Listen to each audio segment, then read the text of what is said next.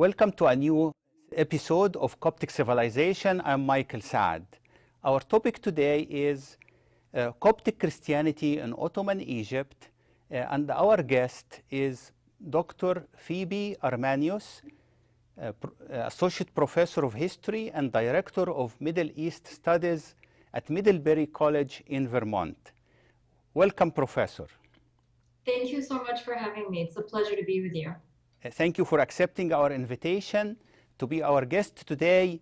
And we would like to first congratulate you on such a fabulous book, Coptic Christianity in Ottoman Egypt, that you published, and quite a book, Oxford University Press a few years ago. And it's fantastic book. Once you start reading it, you relate also to current situation in Egypt and what are the lessons learned from that period under Ottoman rule that we can benefit from it, both as Copts and as Egyptians in our modern situation. So thank you for sharing with us this conversation today about your book. Thank you. It's my pleasure, and I'm very humbled by your kind words about my book. Thank you so much. Allow me to ask you the first question. How did you come to research this project? It's quite an undertaking, and what led you to be interested in the field of history, Coptic history in particular, and also in this period? Well, I always had a passion for history, and having grown up in Cairo and being part of the Coptic community and visiting all the historical Coptic sites was very inspirational when I was a child. And when I went to graduate school, I studied with two renowned professors of Ottoman history. And so it made sense for me to combine my interest in Coptic studies with this newfound understanding of Ottoman history that I was picking up in graduate school. But also I noticed when I started doing research that there was very little written about Copts in the centuries after Islamic conquest in the year 641. Now we have much more that's available on this subject, but when I was doing my graduate work in the 1990s, there was very little written. And the Ottoman period, especially before 1800, there was really nothing written about it, about Copts in particular and their life. So I was interested in kind of unraveling the mystery of this period. It's indeed, the mystery of this period is well uncovered by your book for the first time, and thank you again for doing the research and also for writing it. I understand you started this research during your PhD dissertation at Ohio State University, and then you continued your research even now you are doing a modern era. But please allow me to ask you a question regarding a couple of the chapters that are included in your book. What attracted me in particular is chapter 2. The subtitle of it is Championing a Communal Ethos, the Neo-Martyrdom of St Salib in the 16th Century. I must make a confession. As long as I lived in the Coptic Church, I never heard of St Salib in the 16th century. Making that public confession, I would like you to enlighten me and the viewers about St Salib well, and his relevance today. Mm-hmm. Let me start very briefly by saying that my book is structured in a way that highlights, in particular, first and foremost, the writings of Coptic authors during the Ottoman period. So that was something that was very important for me in my project, is to look and study manuscripts in Arabic written by Coptic writers from this time period. And so the story of Salib came out of that research, where I stumbled upon manuscripts about his martyrology or martyrdom, and became very interested in the subject. Saint Salib himself, he actually was killed in the year 1512. So it's about 4 years before the Ottoman Sultan Selim the Grim, as he is called, conquered Egypt and brought it under the Ottoman Empire. So his story is actually taking place in the late Mamluk period. But it becomes written down in Coptic records a few years later during the early part of Ottoman rule. So I selected the story because it kind of encompasses both of these time periods that transition into an understanding of the Ottoman period. The story itself is about this man Salib, who is from Upper Egypt, from Delga, where actually that's been in the news a lot lately, but it was a very important Coptic historical center. He was very religious, and he used to wander off his home and pray and meditate and try to connect with God. His parents were frustrated by what he was doing, and so they chained him up in the house and to try to forbid him from leaving. And they also tried to force him to be married, and he refused to be married because he wanted to devote his life to Christ. One day, Salib decided to go out in public and to declare his Christian faith, as the manuscript tells us.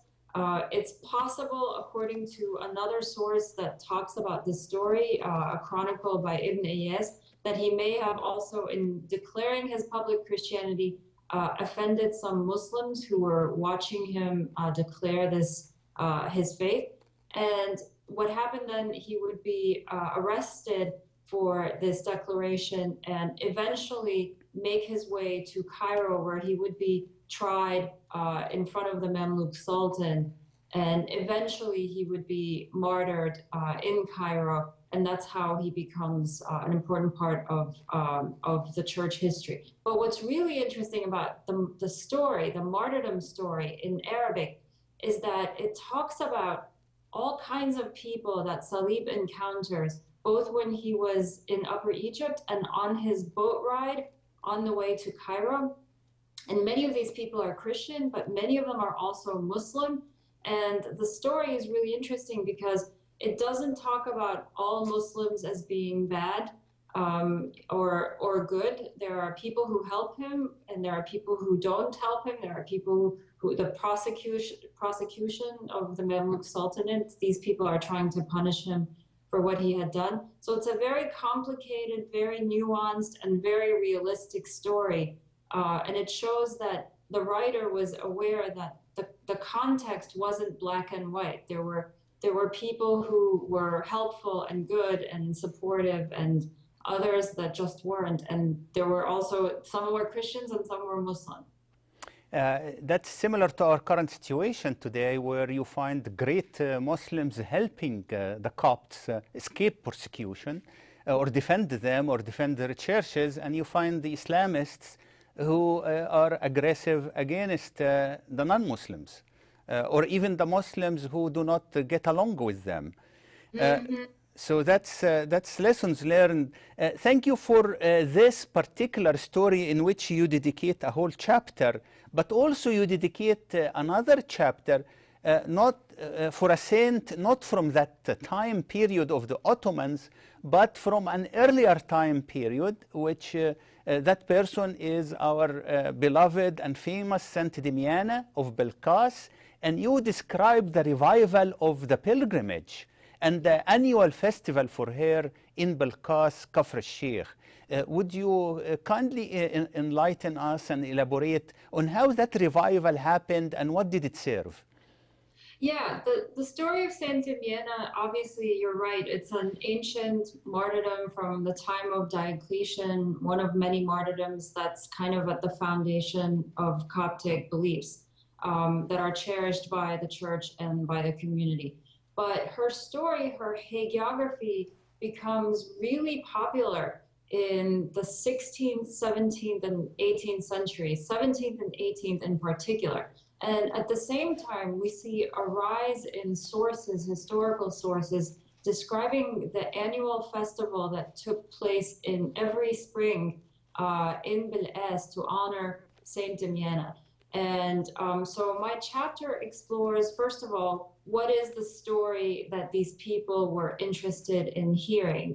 Obviously, you're talking about a mostly illiterate culture, but the hagiography gets copied over and over again and distributed to churches all over Egypt, where Copts going to church can hear her story on the saint's feast day. And when they attended her festival in the Delta, they would also hear her story being read out loud. So I study what is powerful about this story. And I think Dimyana represents, just like the Virgin Mary for the Copts, but in this time period, Dimyana also becomes a very important female figure. And the story is filled with references to her relationship with her father, and also about her life and how connected her life is to Egyptian soil. And I make an argument that because the story has such deep, deep roots to Egyptian soil, where she lived, where she grew up, where she was martyred, where her shrine is, all of these places become really important for Copts in this time period. And the reason the Delta in particular and Dimyana in particular is important is because increasingly Copts were being pushed outside of major urban centers to celebrate their festivals elsewhere. That is, they were being forced not to celebrate their big, loud festivals in the cities. So Dimyana in Bil'as and her annual festival becomes a kind of remote rural site for them to honor the saints. It's unfortunate that, and at the same time, it is a miracle that the Copts survived all of these centuries, even deprived from celebrating their own feasts in their own place. And we see it nowadays, like a bomb put on the door of the church on New Year's Eve. At the time people are leaving the church, as happened in Alexandria a few years ago on New Year's Eve, and 21 people were killed and hundreds injured. So that in terms of the period of the Ottoman, in which you covered in your book, Coptic Christianity in Ottoman Egypt, starts with the Ottoman invasion of Egypt in 1517 by Sultan Selim. Mm-hmm. Yes. Yeah, and the book covers all the way until the French expedition am I right?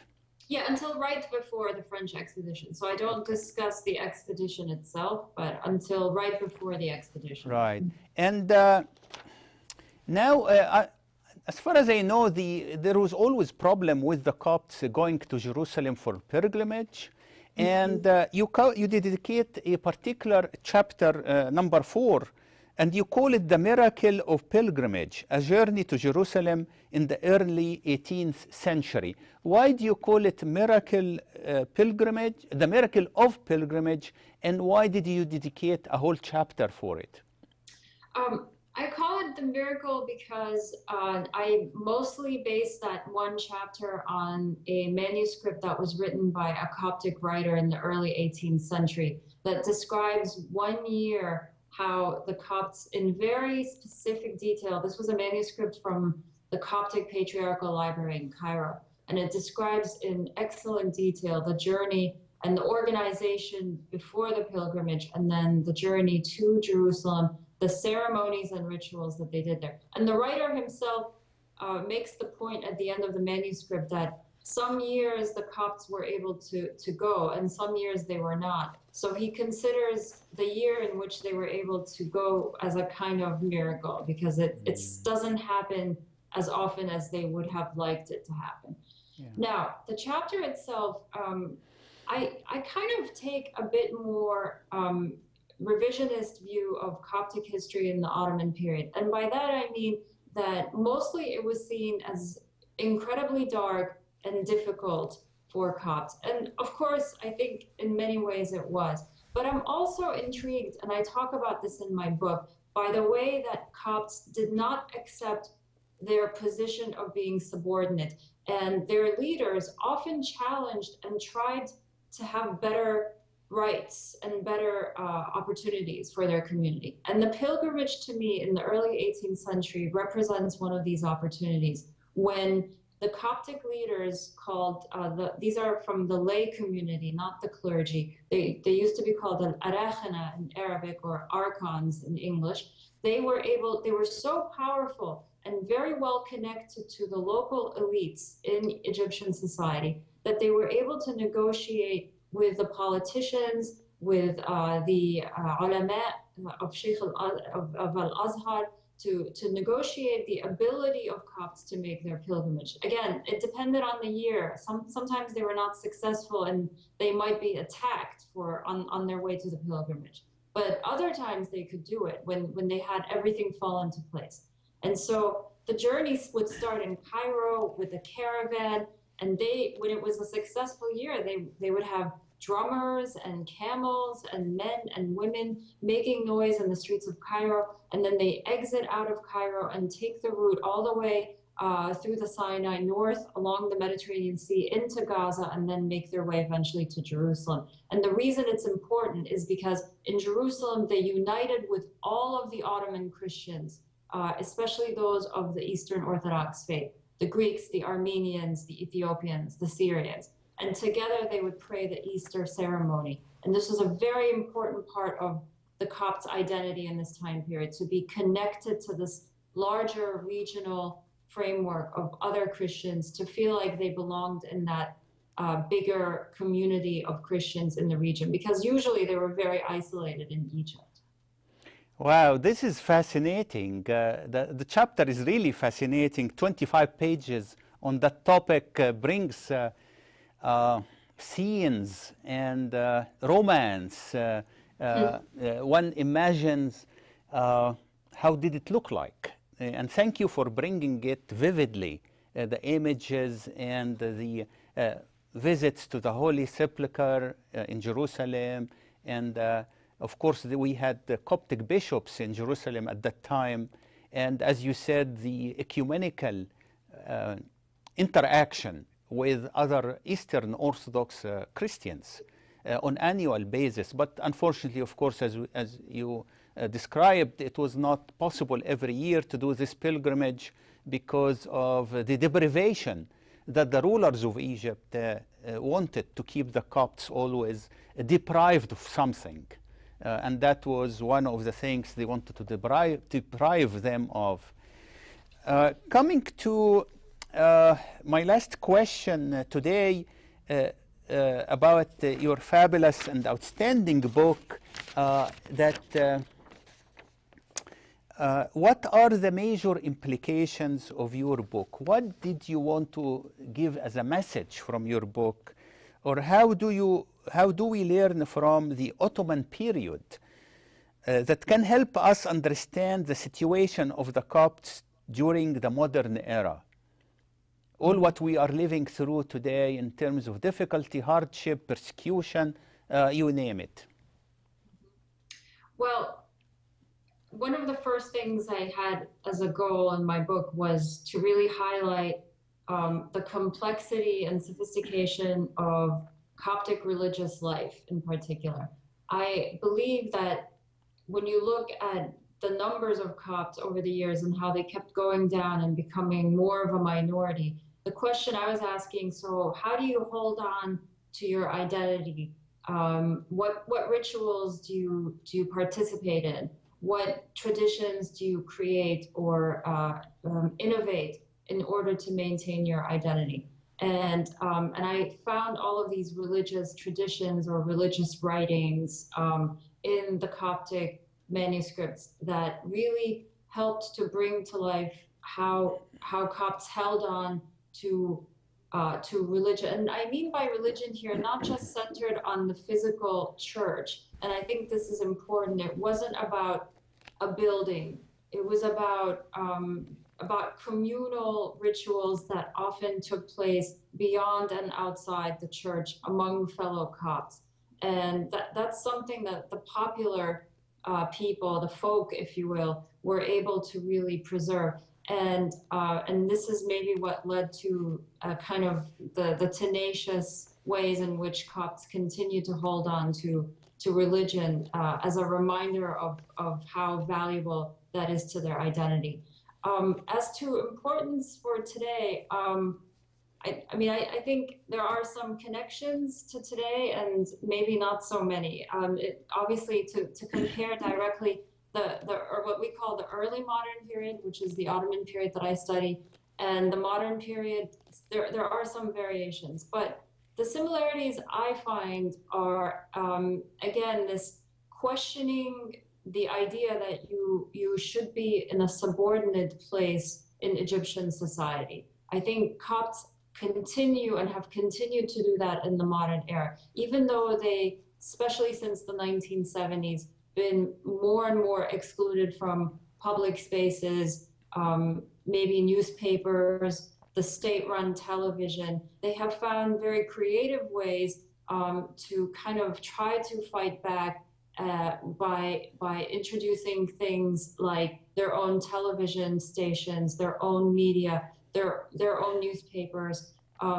It doesn't necessarily make them always mainstream, but it does allow them to have a vehicle to try to express themselves. Now, they pay the price for it sometimes, as we're seeing now in Egypt, and this also would have happened in the early modern period. If they become too public, too visible, or if they overstep their boundaries, which some Egyptians think Christians should not overstep certain boundaries. Not all, but there is sometimes a strain in Egyptian, Muslim Egyptian society that feels that Christians should have a secondary position. If that is strong or powerful, then Copts have to fight against that. But I think these are the major connections that I would draw from my book to maybe what's happening now. It's indeed a powerful message. And I was listening with admiration and to your wisdom in making this analogy and analysis and comparison. Whatever it is that we are living with today, and the fact that it went through the centuries, but the Copts have persisted and continued to our time is a miracle by itself. And indeed, you use the word miracle in your book. And thank you for the research and for the publication of the book, and for being with us today on LogosTV. And as you mentioned, the Copts always created space and created tools to overcome this external pressure on them to be invisible. Now we have LogosTV, for example, that we are broadcasting your interview now on. So thank you again, Professor Febe Armanios, Associate Professor of History and Director of Middle East Studies at at Middlebury College in Vermont. Thank you again for accepting our invitation and for the valuable interview you gave us today. Thank you so much. It was a pleasure to be with you. Our viewers, thank you for watching, and see you next week with a new segment of Coptic Civilization. I'm Michael Saad.